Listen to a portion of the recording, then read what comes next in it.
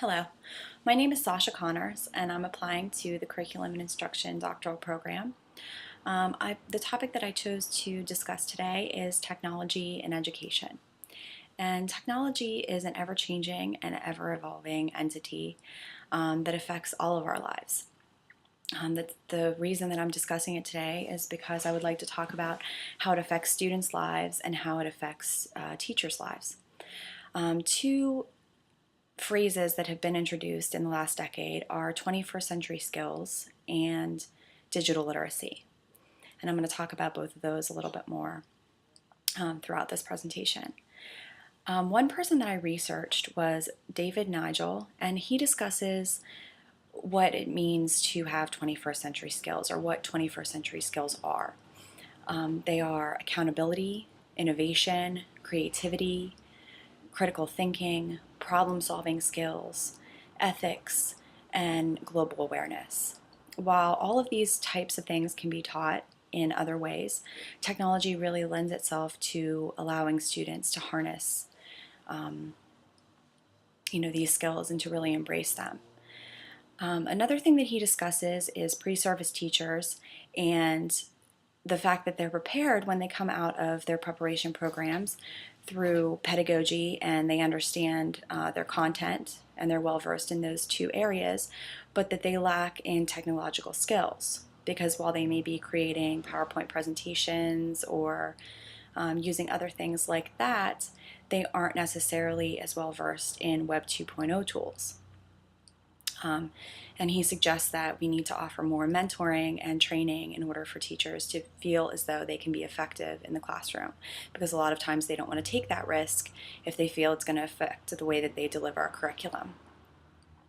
Another person that I researched is Eric Marcos, and he talks about the fact that unfortunately in 2020 he thinks that the classroom is going to look quite the same as it does now,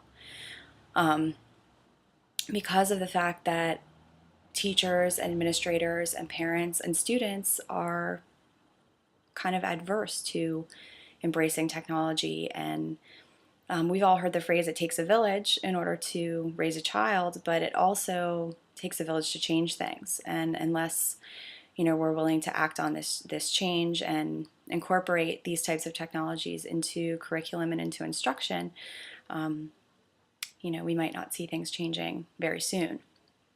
Another article that I looked at was called 2020 Vision, and a person named Eric Roberts discusses the fact that we've used technology in a supplemental way as opposed to using it as an essential part of learning. So we're asking students to come into the classroom and to put away their cell phones and put away their internet usage and their texting and their Facebook, but that's an integral part of their lives. They use it every day. They use it all day, and we're asking them to walk away from that in order to learn. Whereas if we ask them to embrace it and incorporate it into their instruction, then perhaps those possibilities would be endless, that they would be more engaged and they would be more interested. So new tools like wikis and collaborative sites that allow social networking for educational purposes and video conferencing can allow students to have choices and can also allow them to become the leaders of their own education. One project that is designed for teachers is the Preparing Teachers to Teach with Technology program, PT3, and the most successful portion of that program seems to be the mentoring and workshop aspect. So to have university faculty mentor pre-service teachers in how to use technology effectively beyond the PowerPoint. So not only how do you make a wiki or how do you have students make a wiki, but how do you do that in your instructional area and actually having them practice that through the workshopping. There's not a lot of data on the success of the program because the data didn't have to be collected beyond the first year. But it seems to be a recipe for success because the educational model that it offers incorporates technological knowledge, pedagogical knowledge, and content knowledge all into one type of program. And that brings me to my last point about digital literacies and what that means.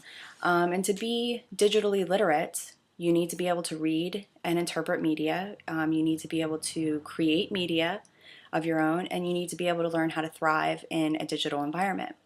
And some researchers suggest that America's success as a country and our economy will depend on future leaders being able to possess those skills.